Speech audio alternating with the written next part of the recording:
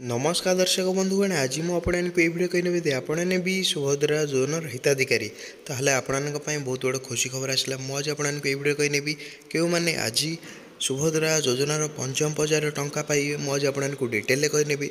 दयाकोरी आप भिडियो को शेष पर्यंत देखूँ आपने पंचम पर्यायर टंका पाइबे कि द्वितीय किस्तर टंका केबे पाइबे मुझे आपको संपूर्ण डिटेल ये भिडियो कही नेबी। चलतु डेरी नक भिडियो को स्टार्ट करने तो आपण आखि सामने आपने देखिपे आज मिल पंचम पर्यायर सुभद्रा टंका तो क्यों मानक मिल मुझे आपको प्रथम कही नौ जो लोक मैंने सुभद्रा योजनार प्रथम किस्तिर टंका चतुर्थ पर्यायर टंका पाई पारना से आज पंचम पर्यायर टंका देखापी मिल बोली कहुच्छी।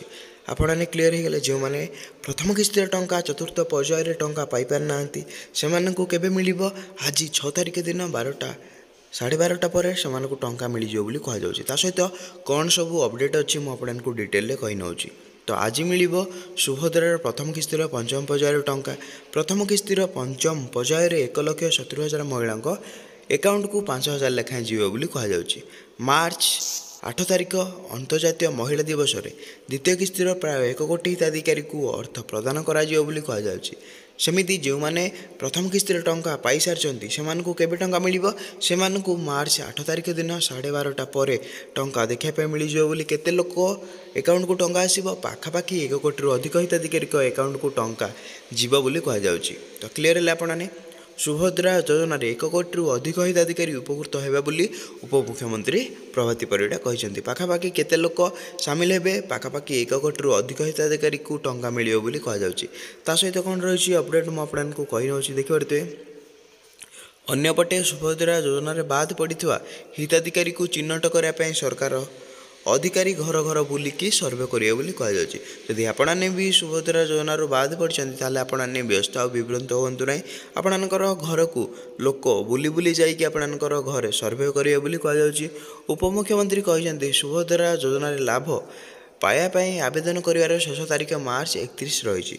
जदि आपने मार्च 31 पर आवेदन कर सुभद्रा योजन सुभद्रा टंका पाइपर नहीं। क्लीयर है केतेक हिताधिकारी आवेदन करने नहीं समस्या पड़े खबर दृष्टि को आसी केते लोक एमती अच्छा जो मैंने कि सुभद्रा योजना आवेदन कर एमती किसी व्यवस्था ना जो मैंने कि इंटरनेट सुविधा ना कि कौन सुविधा नथिबारु से एबे भी आवेदन करि पारना एबे सरकार को अधिकारी माने घर को बुली सर्वे करी बाद पड़ता सुभद्रा हिताधिकारी को चिन्हट करी से मानको शामिल करा जियो बोली कहा जाउची।